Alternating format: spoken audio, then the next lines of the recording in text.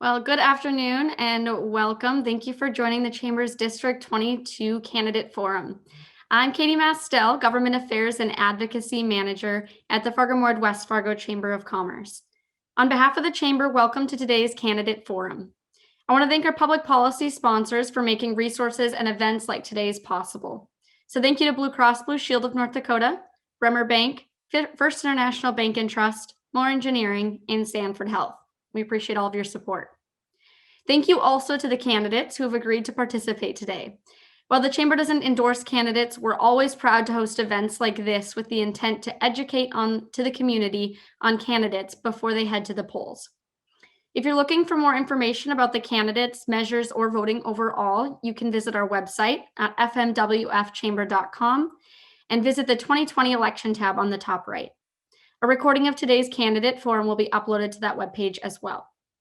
So we only have an hour with the candidates, so I want to go ahead and get started right away and make the most of our time. I'll first invite each candidate to provide up to 2 minutes of opening remarks, and we will then move to Q&A, where candidates will have 1 minute to answer each the same question. We'll again close with 2 minutes remarks from each candidate. While they're kicking off their opening remarks, I ask that you please weigh in on the topics that you would most like to hear from them regarding today. We'll have pre-written questions for each of the 10 topics that you'll see on your screen real quick here. So please participate in that poll to let us know what you'd like to hear about. In addition, you can send questions in through the Q&A chat at the bottom of your screen. All right, let's get started with opening remarks. So candidates, you'll see the countdown clock on your screen there for 2 minutes. And we'll start with our first candidate, Ms. Leticia Helleru. You have 2 minutes for opening remarks. And you're muted, bottom left of your screen. You'll want to unmute real quick. It always happens, it's okay. Thank you so much, and good afternoon, everyone. My name is Leticia Helleru. I live in West Fargo, and I've been a resident of this community for the past 22 years, since coming to the United States as a refugee from Burundi in Eastern Africa. I'm a mom, I'm a small business owner, and I'm also an author. I'm also a writer. I have a bachelor's of arts degree in English and a master's of science in management from the University of Mary, the second one. The first one is from the University of Burundi. And in terms of employment, I have worked with homeless populations, low income and high risk families through community action agency both in Moorhead and in North Dakota, in Fargo. And I've also worked with the New Americans, fellow New Americans, I should say, through Lutheran Social Services. My last 3 years at LSS, I was the director of the same program that resettled my family.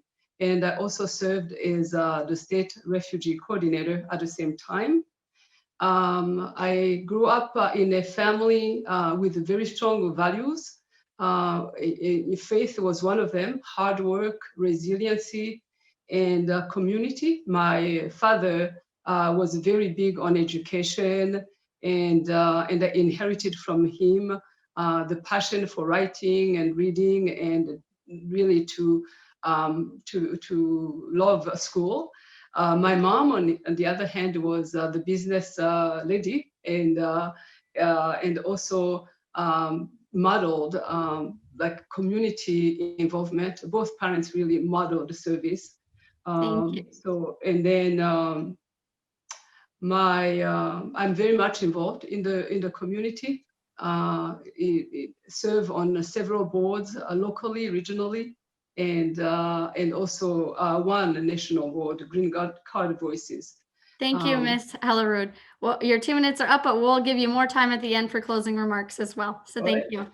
And moving next to Mr. Mark Weber, your 2 minutes for opening remarks. All right. Well, hi, everybody. And I'm Mark Weber, and I'm the District 22 Republican candidate for the state Senate. This is my first try at public office. I live in Castleton. I'm married to my wife, Jody, and I've got 2 adult children. and I've lived in this district my entire life.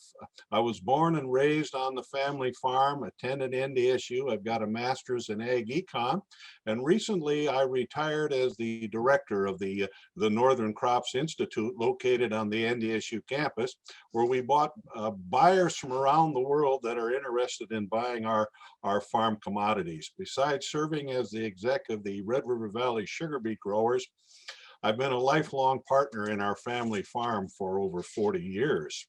I've got broad experience in both the public and the private sector. My brother and I, we took a lot of risks in our family farm as we've tried to grow it.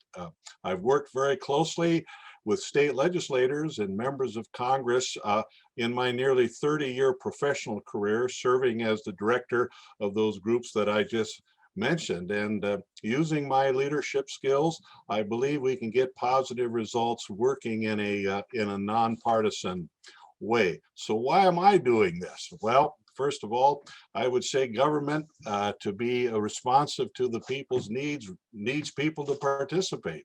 And there's been a real decline in people willing to participate because it takes time and effort and money.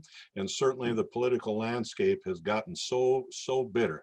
But I want to apply my varied business and professional life to work in a nonpartisan way. We can solve problems, improve people's lives, create educational and economic opportunities so our families can grow and prosper here in Fargo. So I'm excited about the challenge, and I look forward with that responsibility if I'm lucky enough to get elected and to serve our people in District 22.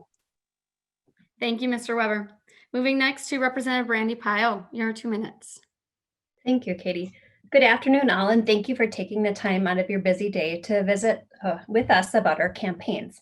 I'm Brandy Pyle, and it's been an honor to serve as one of your state representatives for the last 4 years. For those of you that don't know me, I live just outside of Castleton on a farm with my family. I'm a graduate of the University of Minnesota's Carlson School of Management, former sergeant in the Minnesota Army National Guard, and a former city auditor here in Castleton. I am a mom to 4 great kids and a wife to Nick. My why to run for election is exactly this: to ensure that North Dakota continues to be a great place to raise a family, work, and truly prosper in life. To fulfill this why, I'm committed to priorities that include workforce, education, infrastructure, and behavioral and mental health. These priorities relate to business in that we need to educate our learners for jobs that may not exist yet. And we need to build a 21st century workforce to collectively address the costs of behavioral health on families, people, and their businesses. We also need to ensure that the infrastructure is there for our businesses to be able to transport their goods for their customers and for customers to visit their locations. In the past 2 sessions, I have served on the Education Committee and now serve as Vice Chair for the Political Subdivisions Committee. I have sponsored legislation to use our state scholarships and more effectively for our young people, and voted for the trailing spouses licensures that allows our service members' spouses to be employed sooner. As a member of the Administrative Rules Committee, I read all the rewrites of these codes that were impacted for final approval. I am proud of my work for my district and the state and look forward to serving another term. I look also forward to today's visit, and thank you again for your interest in learning about me. Thank you, Representative Pyle. Moving next to Representative Michael Howe, your 2 minutes. Well, thanks, Katie, for the opportunity today in the chamber and everything you guys do throughout the region here. It's great to have an organization like the chamber that's very active and very involved and pushes these efforts and allows us to get out and reach more people than maybe we wouldn't be able to, especially in our times like we are in right now. As Katie said, my name is Mike Howe. I'm just completing my first term in the North Dakota legislature. I'm a 5th generation farmer. I grew up in Castleton. I'm actively involved with my father, Jim, who's our other managing partner. I went to North Dakota State University, and from there I went to Washington, D.C. and worked for Congress for 2 years, involved with federal agriculture policy. I came back to North Dakota and worked for the North Dakota Corn Growers Association and did policy work for them as well as communication work. And then I went back to our family business. I'm running really simply to make sure North Dakota continues to be a great place to live, start a business, raise a family, and have just be able to live life to the fullest. In my first term as your representative, I've been a lead voice for agriculture and then a champion for small business as well. During my 2 legislative sessions, I've been recognized as a chamber champion by the Greater North Dakota Chamber of Commerce. And then I've also just this election cycle been endorsed by the National Federation of Independent Business. My first session, I was on the tax and agriculture committees. And then this most recent session in 2019, I was on the appropriations committee. I'm looking forward to the dialogue and conversation today, and thanks to my fellow participants for taking the time. It's a very busy time for all of us here as we enter the final stretch of the campaign. So thanks, Katie, and I'm going to enjoy this next 60 minutes. Thank you so much, Representative Howe. Next, moving to Ms. Jody Meisch. Thank you, Katie. First, I want to thank Katie, everybody at the Chamber, the sponsors of this event, and the community members that are taking the time and interest in learning about your candidates. As Katie said, my name is Jody Meisch. I am a 4th generation North Dakotan. I was born and raised in West Fargo. I have a background in retail and real estate, but I also have an associates in accounting and a certificate in American Sign Language Studies from the Minnesota State Community of Technical College in Moorhead. I'm also a certified grant writer through the American Grant Writers Association. Today, I proudly fill the role of office manager for the state office of a national nonprofit, and I reside in Mapleton with my boyfriend and adopted pets. You may also know me as a devoted advocate for the deaf and hard of hearing community, the charter secretary of our newly founded Mapleton, North Dakota Lions Club, and a Mapleton Park Board member. Combining my experiences in administration and retail with a natural passion for the nonprofit sector, I am confident that I possess the empathetic tenacity that's needed to be an effective representative. Along with a commitment to actively listening to the needs and concerns of all North Dakota residents, regardless of party, my goals as a representative are to put people over politics, to ensure equal access and opportunity to taxpayers with all varying abilities, to secure responsible property tax relief solutions, and to provide landowners with the freedom to make management decisions that preserve their operations. With a dedication to promoting a state in which all residents have access to the tools they need to survive and thrive, regardless of background or ability, I humbly look forward to the chance to serve in this new capacity by representing the voice of District 22. Thank you, Ms. Meisch. Next, we'll go to Mr. Will Thompson for your 2 minutes of opening remarks. Thank you, Katie, and thank you to the Chamber for hosting this, and thank you to everybody out there watching. This is a great opportunity to introduce myself and for all of us to introduce ourselves to the community. My name is Will Thompson, and I'm running to be a House member for District 22. I'm a 5th generation North Dakotan, born and raised. I was born in a small town of Minnewacan, North Dakota, where my father served as the mayor around the time of my birth. We moved to the Fargo area in 2005. I'm recently finished my education at the University of Minnesota, where I studied studies in cinema and media culture, creative writing, and theater arts. The thing that I wanted to do after I graduated was to try to give back to the community. I can't do that through military service as I'm legally blind in my left eye and don't fit the medical requirements. So I figured I'd try to become a public servant like my father had done. My father was a mayor of a small town. He was also in the state house and the state senate for a spell. I graduated from Davies High School in 2016, so it's no secret that I am a young person in this race. But I think that it's time for the young generation to have a seat at the table and to have some input in the future of our state and in our nation. While I was in high school, I served as the student body president, where I worked with the administration and even the school board as a liaison for the student population. I even sat on the calendar planning committee where we made tough decisions about what the upcoming school year was going to look like from a logistical standpoint. My number one priority in running for the state house is mental health resources. I believe that mental health is going to be one of the greatest challenges that my generation has to come to terms with. We've seen in North Dakota that even though a vast majority of people say this is a lovely place to live, and it is a lovely place to live, a lot of people are struggling with mental health problems. And I would like to be a part of the solution to getting resources into the hands of the people that need it most. Thank you, Mr. Thompson. All right, we will move to our first question for the afternoon here. And I'm sure this one comes as no surprise. I've asked it to all the candidate forums we've done, and it's only become more relevant this week, and that is COVID-19 response. So the question is, there are ongoing conversations balancing the priorities of public safety and reopening the economy. How do you feel we as a state are doing balancing these priorities? And would you support more or less mandates and closures? And what is your overall COVID plan? And for this one, we will start with Mr. Mark Weber for 1 minute. Okay, thank you for that question. I would like to begin by saying at the onset that local control, I think, in dealing with the issue is still utmost. You know, no one size fits all. We have varying population densities between the schools, the cities, the communities. Fortunately for us, 1/3 of the budget of North Dakota goes for social services. The Fed has been there to help, and I can't help but think that if we're not out of the woods here come January, the legislature will be there to provide additional support. I would encourage local business to wear masks. You know, we're doing it at Walmart, Menards, and others. People respect that. People are utilizing their mask when they go in. And then on terms of our schools, we need to utilize virtual learning opportunities, and weekly decisions need to be made on sporting events. We need to assure that our kids are safe.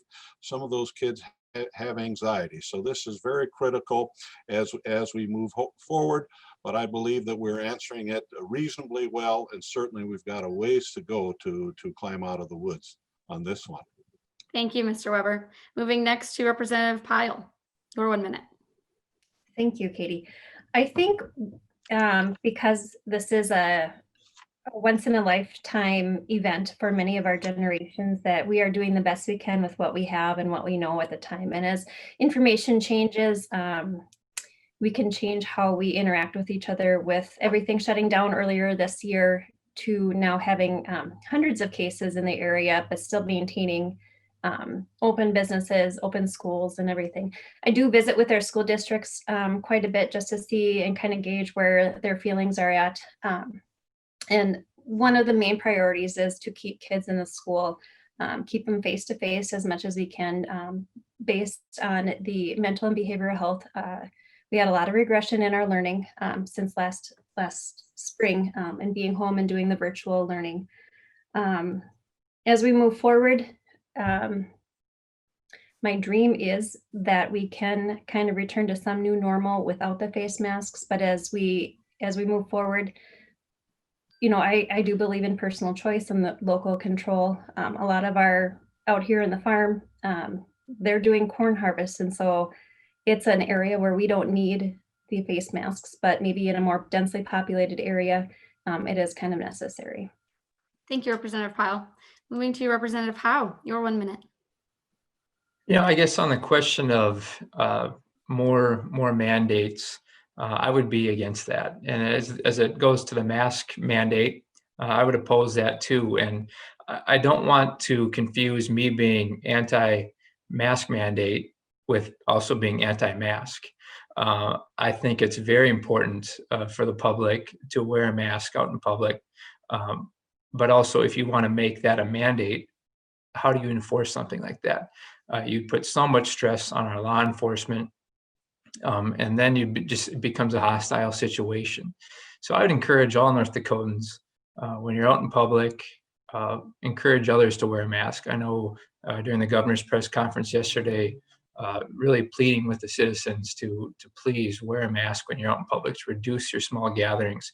Just be vigilant of the situation. I think we can all do a better job of that. And it's also just our personal responsibility. I'm going to try to make it as safe as I can for elderly, also make it as comfortable as I can for our younger generation as well. Thank you, Representative Howe. Next, moving to Ms. Meisch, your 1 minute. Thank you, Katie. Man, you guys packed a lot into that one question. When I've been out door knocking, this is obviously a topic that has come up a lot, and I'm sure I'm not the only candidate up here that has experienced that. And I definitely am empathetic to both sides, whether they want mandates, whether they don't. One thing that I'm going to lean on in my response to this is when we're talking about what we want to mandate for our businesses, I think it's important to have the business environment a part of that discussion.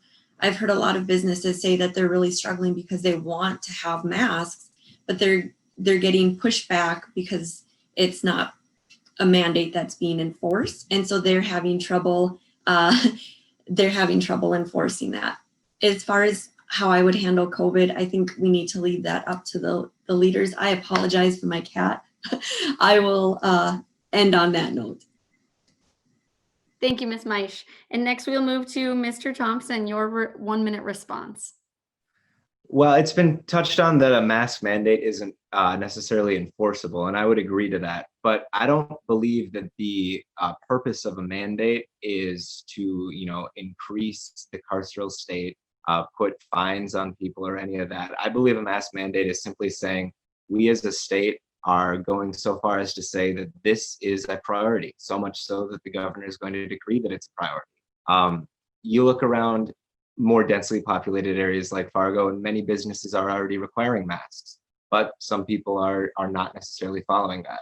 I think a mandate would provide the backbone for businesses to enforce stuff like that. And it's not just the densely populated areas that are struggling. In fact, the rural areas in southern North Dakota are some of the worst hit by this pandemic right now. And I don't think it does any service to the people of North Dakota to paint the pandemic with any rose-colored glasses. We're struggling right now. We have the most cases in the country per 100,000 people. And we can't paint a rosier picture for our hospital system that's extremely strained right now than what is. Thank you, Mr. Thompson. And next, Ms. Helleru, your 1 minute response to this. And you're on mute there, bottom left of the screen. There you go. Of course, dealing with the pandemic is both a public health and an economic issue, and I don't think that it should be a partisan problem.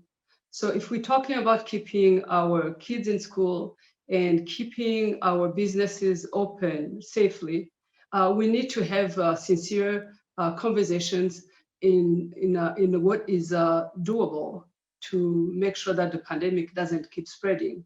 And wearing masks is a simple, tested, proven way to control the spread. So I think that we need to really work together across parties and have this dialogue on what is doable and what is also something that can be enforced. And we need to give this example to our children, and we also need leaders to show the example instead of just telling people to do what is right.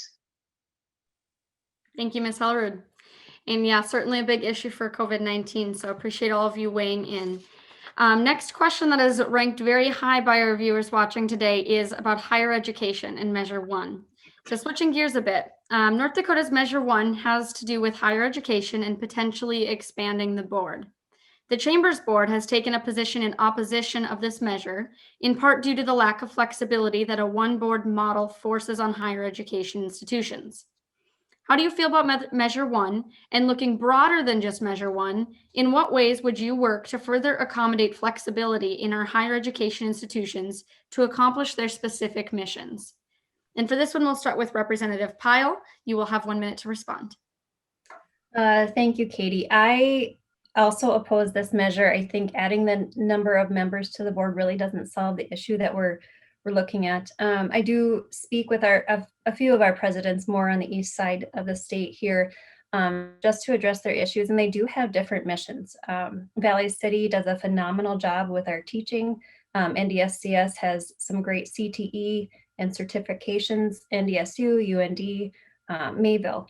So being able to be flexible in changing and how number one, education is delivered, how to educate our students for careers that don't even exist anymore. I mean, look at our farming right now industry, and everything's GPS. It's all computers versus just getting more mechanical, that sort of thing. So we need to be a little more flexible in all of those, and increasing the number on the board is not going to solve that problem. Thank you, Representative Pyle. Next, Representative Howe, your 1 minute. Yeah, I voted against this in the legislature last legislative session, and I will be voting against it on November 3rd as well. I think increasing the size of a board in most situations isn't helpful. I think if we had a smaller structured board, you'd be able to have more focus on certain issues. I favor the 2-board model, maybe even a 3-board model that the governor had proposed about 2 years ago now. I think Representative Pyle alluded to it. UND and NDSU are much different than the rest of our 4-year institutions and 2-year institutions. I think if they can work together on the same page and then have the rest of the colleges and universities working together as well, I think that could really move higher education in the 21st century and have a narrower, easy for me to say, narrower focus on moving forward. Thank you, Representative Howe. Next, Ms. Meisch, your 1 minute. Thank you, Katie. On a personal note, I will not be voting for Measure 1. As far as how we maintain flexibility with or without Measure 1, I personally don't have any firsthand experience in the education spectrum. And so I don't want to pretend to answer questions on something that I haven't experienced aside from being a customer of education. But what I will say and how I would maintain flexibility is asking what are the needs of our higher education institutions and making sure that we have the right people in the room discussing what those needs are and coming up with plans. That way you're not having mandates come from people like myself who maybe aren't out there in the field working in it, and you're incorporating the really integral pieces of the puzzle to that. Thank you, Ms. Meisch. Next, we'll go to Mr. Thompson. Your 1 minute. I also do not support Measure 1. I will echo the idea that Jody brought up. I don't have any firsthand experience with higher education other than being a student in higher education. So I reached out to people that I knew that worked in higher education.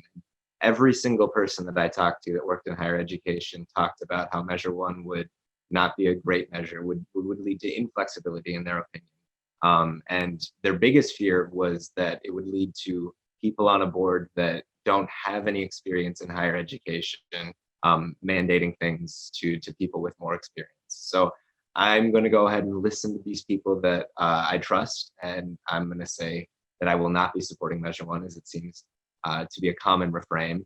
And really, it is about listening to these people with experience. People that work in higher education, they're there, they're in the trenches, they understand what they need. And so we don't need a situation with people that don't have experience in higher education coming in and making a mess of things. Thank you, Mr. Thompson. Next, going to Ms. Helleru, your 1 minute. I will be voting no no against Measure 1 for many reasons. One, I don't think that increasing the size of the board will be the most effective way to address higher education issues. And in terms of flexibility, I think it's an issue where I would need to learn more by involving the different stakeholders and also looking at different models around the country. Maybe say similar communities. I would definitely look at the local needs in terms of like areas that we need to feel to respond to the needs in the community, and also maybe looking at all of those issues, we could create a best formula than increasing the board. Thank you, Ms. Helleru. And Mr. Weber, your 1 minute response to this question. Okay. Well as measure number 1, as well as it's intended, I too do not think that it's going to get the changes that we need. I've already voted. I voted against measure number 1. Each college in the system has got expertise. and the system needs to work so they have enough flexibility to do what they're good at. And one of the things I think we need to keep in mind when we measure education, what is the measuring stick to use? You know, number one, are students getting a good value for what it costs when they go to school? Are the students graduating on time? How are the students doing in the marketplace with their salaries? How are they getting hired right away? Are their futures going well when they're hired? We can't forget that this is really the measuring stick that we use to see, you know, how successful is our higher education system working. So as I said, I voted against it. Despite its well intentions, I'm not sure that it'll give the flexibility that we need amongst the various colleges in our system. Thank you, Mr. Weber. Moving to our next topic is another hot topic that isn't going to be a surprise to any of you, I'm sure, and that's the FM diversion project. So the FM diversion project has been a long-standing priority within our region, with construction ramping up into its final stages, and $120 million still is yet to be allocated from North Dakota from the requested portion. Are you committed to advocating for the remaining funding needed for the project? And for this one, we're going to start with Representative Howe. Your 1 minute to respond. Yeah, you know, the Fargo diversion, it's been a subject now for a decade in the North Dakota legislature and state funding. I think Fargo came in and asked for $870 million last legislative session. And then the legislature appropriated, I think, $750 million of legislative intent. I know the federal government and the Diversion Authority applied for a WIFIA loan that will cover up to $500 million. So that was a key piece in all of this. And the state, I think, was looking for the federal portion to come in and have that kind of guarantee. So flood protection is paramount for Fargo's largest city, really the economic engine of the entire state. We've got one of our largest universities is in the floodplain. So yes, I will be pushing for flood protection this upcoming session. Thank you, Representative Howe. Next, Ms. Meisch, your 1 minute to respond. Thank you, Katie. I don't think any one of us up here questions the need for flood protection. If we're talking specifically about the diversion, I know that there are people in our district, myself included, who have some concerns either about how the diversion process has been handled. And there's also very valid concerns about what impacts that is going to have to their land. It is our duty to make sure that we get the flood protection we need, because a lot of us definitely do have business interests in Fargo. We also need to make sure that we're representing our district as well. And we're in a really unique place because we all work in Fargo. We all utilize services in Fargo frequently, but a lot of our constituents are rural landowners as well. So I will fight for funding we need for flood protection, but I will also be taking guidance and input from our community members as well. Thank you, Ms. Meisch. Moving to Mr. Thompson, your 1 minute. Yeah, as it's been said, flood protection is extraordinarily paramount. I remember in 2009, I was in 5th grade, and we ended up missing 2 weeks because of the flood in 2009 of school. And those 2 weeks also happened to be around the time of spring break. So it felt like an eternity that we were gone from school.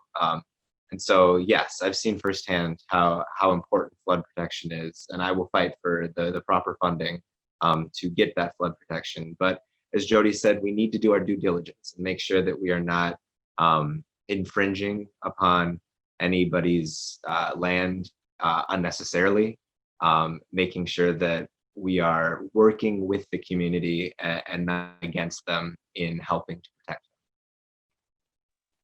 Thank you, Mr. Thompson. Moving next to Ms. Helleru, your 1 minute response. Oh, you're muted on the bottom left again. I get too excited, I guess, and forget to unmute. So I'm going to echo many of my colleagues here. I believe that flood protection is an investment that we really need to make instead of fighting the element every year. So I would be in favor of funding properly this project to finish it, and making sure that those who will be unfortunately impacted by losing their land would also be compensated fairly. So if we didn't have this project completed, my understanding is that a major flood could cost us up to 25% of the drivers of the economy in our state, and that it will also the insurance, the cost of insurance would really skyrocket. So I believe in completing this project. Thank you, Ms. Helleru. Next to Mr. Weber, your 1 minute answer on this. Well, I think I can echo nearly everything that has been said on this topic. Obviously, the Fargo diversion is critical to the state's future. You know, the oil industry puts in about 20% of the oil extraction tax into the Resource Trust Fund. And this fund is used to fund a lot of the critical water projects. And there are a lot of them around there throughout the state. We just need to make sure that Fargo is treated fairly in this process. You know, we're only 1 or 2 droughts away from the city of Fargo having a potential fresh water supply issue. So that's on the minds of everybody in the background as well. We need to make sure that it doesn't fall on the back of property owners. And certainly we have to ensure that the property owners are treated fairly and equitably in this eminent domain process. So again, I echo everything that everybody has said on this important and critical issue. Thank you, Mr. Weber. And last, moving to Representative Pyle, 1 minute on this issue. Thank you, Katie. Yeah, it's kind of hard to go last on an issue like this one where it's like, yeah, I agree with everything that's said. Flood protection for Fargo is vital. They've been working a lot on their within their city limits of their flood protections. I know Moorhead has on their side too. So that's kind of been exciting to see those improvements go along. Representative Howe talked about with our legislative intent from the last session. And we'll just kind of have to look at our numbers this year, again, as we go through the budgeting process and how that looks. Besides Fargo, there are the rural flooding issues. Back in 2009, when I worked for the city, we had overland flooding, and that took out township roads. And not too many farmstead, but the access to our homes and our buildings was a big issue for people of Castleton out here, but down in Horace and the west, south of town, south of Fargo, definitely the river flooding is something issues we need to address. Thank you, Representative Pyle. Next, going to another issue that was ranked high by individuals wanting to hear from you regarding, and this is the Legacy Fund. So the Legacy Fund has been long talked about, and this session, a decision will likely be made on the use of the Legacy Fund earnings. Do you support using all of the earnings or reinvesting some? And if you support using some, what kind of proposals would you support? If you support reinvesting some, would you push for investments to be at least in part in North Dakota?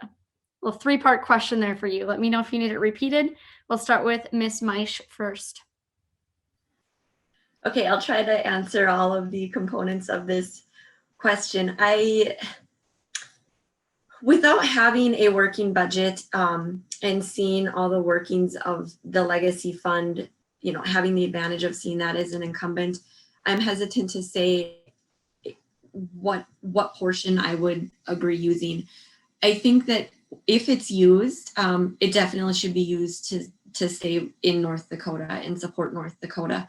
I think of the Legacy Fund based on the name, and that's to create a legacy for North Dakota and North Dakotans, and whatever that looks like. I know there's been about as many ideas thrown around as there are cities in the town or cities in the state, but it's not I don't think it's a question that one person can answer. It needs to be a team of people, and we need to make sure that it goes to maintain our natural our heritage as a state. Thank you, Ms. Meisch. Next to Mr. Thompson, your 1 minute on this question. Yeah, certainly if we're going to reinvest it, it should be within the state. I mean, it is our heritage, as has been said, and it should continue to stay in our state, making our state a better place to live in. It's been talked about, the legacy fund has been talked about as a rainy day fund. And if it's not storming out now, I don't know when it will be. Now, again, to echo what Jody said, I don't know precisely, I can't give you a percentage of how much we should potentially use or whatnot, but I think that there should at least be a sobering discussion about what we can do to help stabilize the state in this difficult time that we're in. And also, if we're going to chip into it at that point, maybe look towards the future and see how we can invest it in this state through things like infrastructure, electrical infrastructure, to update our grids to be more renewable, and things like that. Thank you, Mr. Thompson. Moving to Ms. Helleru, your 1 minute on this question. So I think that having a legacy fund is a great thing, and we need to maintain that for mostly those years when we have budget shortfalls. So I would be very careful in using some of this money, or any of some of this money, without really much thought. And in that respect, I would really build a team to look at some of the things that we could not do without extra money. So legacy projects are within the state are a great thing, and it would be something that would need to be determined as a group or with a team of experts, and of course involving both sides of the legislature. And I would be in favor of keeping as much as we can for rainy days. Thank you, Ms. Helleru. And next to Mr. Weber, your 1 minute on this. I believe the intent of the legacy fund was to take from a one-time source such as energy to fund projects that have a long-term impact. I don't believe that it was ever the intent to use the legacy fund as a rainy day fund. I would support, though, using some of the earnings for local infrastructure, like county, townships, and cities. We have a long ways to go to improve that. I've been told that a study suggests, and it's been estimated, that as much as $9 billion are going to be needed over the next 20 years to help shore up our county and township needs in terms of bridges and roads. So I would be in favor of using a portion of the earnings for local infrastructure, and then reinvest some of the earnings back into the principal. Thank you, Mr. Weber. Moving to Representative Pyle, your 1 minute. Thank you, Katie. So a little bit on the history, quick. This was done, like back in 2011, I believe, or even a little bit sooner than that. But I do remember being at a League of Cities meeting and the Western cities pleading for the passage of this particular fund as they lived through the boom and bust of the 1980 oil deal and were left with a lot of infrastructure projects unable to even pay their bonds on that. So that's kind of where that comes from. Definitely using a portion of the earnings to reinvest into the projects for North Dakota. But I'm as a finance person, I like to have a little bit of higher return on my investment, and that is also one of our duties as we work for the state, is to get a high return on our investments. So if we have to go to outside markets for a portion, or to kind of balance out our basket, our portfolio, that's always one that we could look into. But definitely for townships and for smaller communities, the infrastructure needs are very great.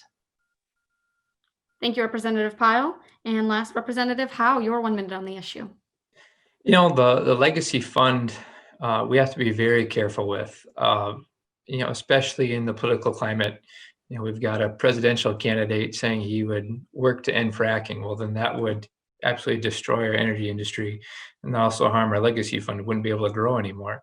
So I think we need to be able to set aside as much money as we can, because either through politics or just the oil running out in 80 to 100 years, we're not going to have the source of income for eternity. So I think if we can set aside as much as we can to plan for the future, not for me, but not even for my kids, for my grandkids, so they can live in a prosperous North Dakota. So government services can be funded still through our investment that we made here in 2020, looking ahead to 2080, 2090, I think is paramount. Spending some of the earnings, for critical infrastructure projects, I guess I could get on board with that. For the most part, I'd like to stash as much away as possible for future generations. Thank you, Representative Howe. All right, I think this is going to be our last question because I want time for everybody to be able to give 2 minutes of closing remarks. So last question, we're going to do 30 seconds. So rapid round here. I know that that's not much time. Get ready. But the question is simply, what would be your top priority for this next legislative session? So top priority starting with Mr. Thompson, 30 seconds.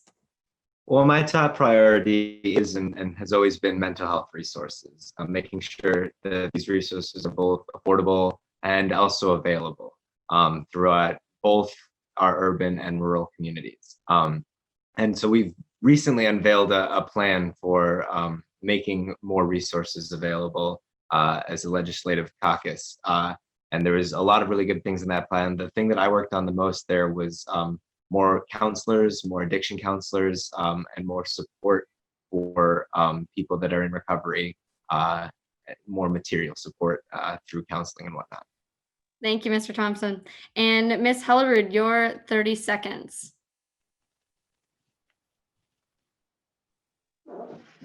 So my top priorities would be workforce and innovative workforce development to mitigate the labor shortage in the state and the region, and to continue building a strong economy that works for all. Improve the public school systems with better support for teachers and families and promotion of local control, healthcare access with an emphasis on mental health, and as well as support to our farmers and the agricultural community. Thank you, Ms. Helleru. Next to Mr. Weber, your 30 seconds. I would say fiscal responsibility at the state level by keeping taxes low to help create a solid business climate with less regulations. Small business is the backbone of our economy, and a healthy business sector will create the jobs for our families with higher and better paying jobs. We need to grow and diversify our economy. So much effort is put into energy and agriculture, but we need to diversify.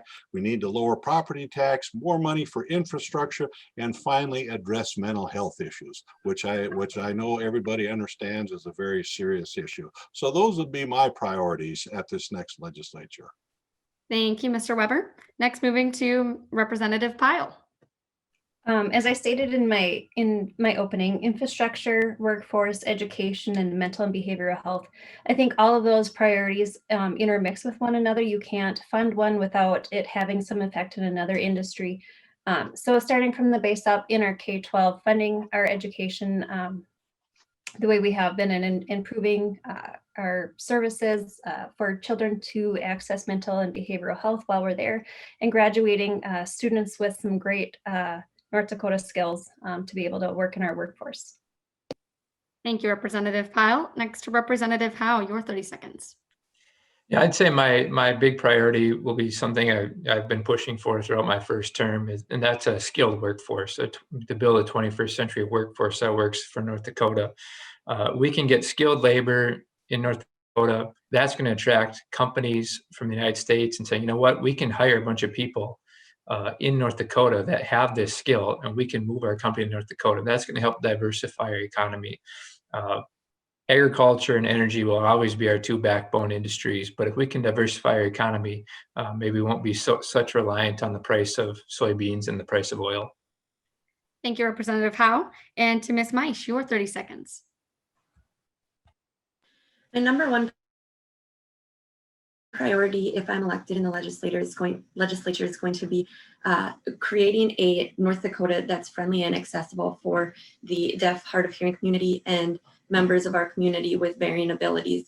I think this is really important in the business sector as well, because we're currently losing a lot of people with disabilities moving to other states because we don't have the services to provide them. So I want to make sure that we can keep our people here and keep them working. All right, thank you, Ms. Meisch. And we will now go to 2 minutes of closing statements for everybody. So if you didn't get to fit it in that 30 seconds, here's your last chance. So for this one, we'll be starting with Ms. Helleru again, your 2 minute for closing remarks.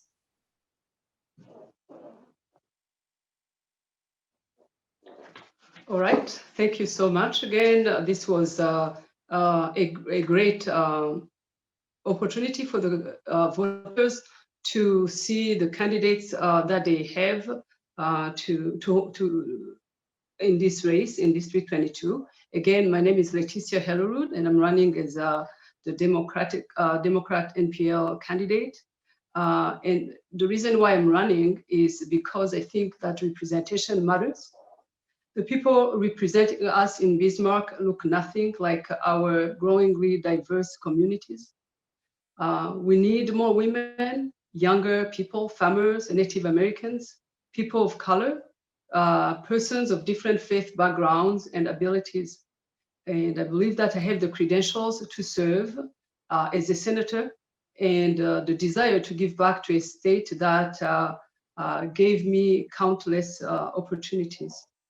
So when you are hiring for your own organization, do you look for the qualifications that are missing on your team, or do you continually hire the same backgrounds, the same gender, the same age group, the same lived experiences? So I'm inviting you to continue researching the candidates and also looking at who we have already in Bismarck before deciding on the best way to strengthen or enhance that group. So I'm very confident in my abilities to work across differences. As a consultant and as a writer, that's what I do, trying to help people understand the importance of seeing other people's perspectives and building on each other's strength. So I'm humbly asking your vote, and I'm wishing you a safe fall. And thank you again. Thank you, Ms. Helleru. Next to Mr. Weber, your 2 minutes for closing remarks. Well, thank you, Katie, for this wonderful opportunity to share our views. I've enjoyed it very much. I've tried to follow my father's example, something that he taught me, live within your means. We're responsible for our actions. Respect other people's opinions. Respect your teacher, your coach, your law officials. Have empathy for others and listen. And I think with all my heart, I think that's how government should work. My priorities would be fiscal responsibility, like I said, a business climate that creates better and higher paying jobs, addressing mental health issues, which I think are such a serious issue, and to help those that are less fortunate. Local infrastructure, making higher ed more affordable and more accountable to the students' needs, and finding ways to lower property tax. Those would be my priorities. As I've said all along in this campaign, there's been a lot of negativity at the national level. But let's not forget that, we live in the greatest country of the world, where we have a lot of freedoms to pursue our dreams. And I do believe that our future is very bright. By working in a nonpartisan way, we can create educational and economic opportunities so we can raise our families in a very safe and healthy environment. And that's why I'm running for office, because I believe that I can make a difference. I want to use my public and private sector experience to make a difference. So I'm excited. And now I would ask and humbly ask that on November 3rd, you consider casting a vote for me. So with that, I'll say thank you for this great opportunity. Thank you, Mr. Weber. Moving next to Representative Pyle, your 2 minutes for closing. Oh, great. Thank you again for your time and commitment to learn about the candidates and ask us the hard questions. As I stated in my opening statement, I'm committed to ensuring that North Dakota is a great place for all who want to live and work here. I look forward to working with all of you in the next 4 years and embrace the challenges that will come. I remain committed to work with integrity, communication, and collaboration. Again, the priorities that I have stated today are infrastructure, education, workforce, and mental and behavioral health. My name is Brandy Pyle, and I humbly ask for your vote on November 3rd. Thank you, Sure. Representative. Thank you, Representative Pyle. Moving next to Representative Howe, your 2 minutes for closing remarks. Well, thank you, Katie, again, in the chamber for the opportunity this afternoon. It's just been an enormous privilege to serve District 22 in the House of Representatives the last 4 years. And it would be an incredible honor to be trusted to do it again. Again, it's what I want to advocate for is a workforce. Where we are going to be the leader in getting the nation back to what it was, get our economy back and running. That's going to start, I believe, right here in North Dakota to get back to where we were pre-pandemic. And I'm just really eager to be a part of that solution. As Mark said, North Dakota, I feel it's the greatest state in the greatest country in the entire world. And I think we can be the envy of the nation here with the right leadership here moving forward. So I'll keep it short and sweet as well. Cass County voting in person begins, I believe, now on Monday. And then, of course, the big day is November 3rd. So get out there and vote. If you can't wait till November 3rd, you can start on Monday. So again, Katie, thanks for your time, and looking forward to hearing from more of you over these next 2 weeks. Thank you, Representative Howe. Moving next to Ms. Meisch, your 2 minutes for closing. Thank you, Katie. In closing, I would like to again express my gratitude to the chamber, the sponsors, and fellow candidates for this opportunity to be a part of this forum, and to everyone watching for being active community members in this democratic process. I'd like to also again apologize for the rude interruptions of my cat. There is a way, even in politics, to represent the majority while uplifting the minority. And that starts with making sure that everybody has a seat at the table. You're going to have a tough decision this election. North Dakota has a rich history of legislators on both sides fighting for our daily needs, and that will continue. I truly believe that every one of us up here are kind, caring, and intelligent leaders who have the best interests of North Dakota at heart. So the question now is, how are you going to decide how to vote? Well, I encourage you to consider this. What questions aren't currently being asked in our legislature, and who can represent those gaps? That is why I humbly ask for your vote to elect me to serve alongside our other great elected officials for the opportunity to bring new topics, ideas, and perspectives to the vital platforms of our current and future times. Thank you for your time today, and thank you for being voters. Thank you, Ms. Meisch. Next, moving to Mr. Thompson, your 2 minutes for closing. Yeah, thank you, Katie, for this opportunity to share a small amount of what our campaigns are about. I would encourage all voters, clearly you care to be informed as you're here listening right now, so I would encourage you to continue to seek out more deeper dives into us as candidates. My website, willthompsonnd.com, is a great place to learn so much more about me, and I would encourage you to check out the websites of all my fellow candidates as well. I'm encouraged that sitting here and having this conversation with everybody, there's a lot of agreement. There's a lot of things that we can agree upon. And as Mark said, it has gotten kind of toxic at the national level, but it's been really refreshing to run such a nice campaign. I mean, this has truly been very civil, and I'm very thankful for that. So like I said, there's a lot of agreement. And so what I am offering as a candidate is a different perspective, a younger perspective. So I humbly ask for your vote to be the first of many future leaders that are coming to the table, people that will advocate for the pressing issues of my generation, things like mental health issues, things like diversifying both our energy sectors and our farming sectors to make them more sustainable. Introducing things like solar energy into North Dakota, introducing things like hemp farming into the farming sector, where I've been told that we have a wonderful opportunity to build a really huge sector that can do everything from produce clothing to paper to biofuel. So there are steps that need to be taken for a more sustainable future, one where we can all continue to live prosperously. And so I humbly ask for your vote to be that young voice. Thank you, Mr. Thompson. Well, that's all the time that we have this afternoon. Thank you again to the candidates for joining us today and for all those viewing this live and viewing the recording. As a lot of the candidates said, please remember to vote either on or before November 3rd, and stay tuned to our Chamber Advocacy webpage for more candidate information and election resources, including where and how to vote early or on Election Day. Also, check out our recordings from the previous candidate forums that we did earlier this week for the other districts around here. More information on those can be found on our webpage as well.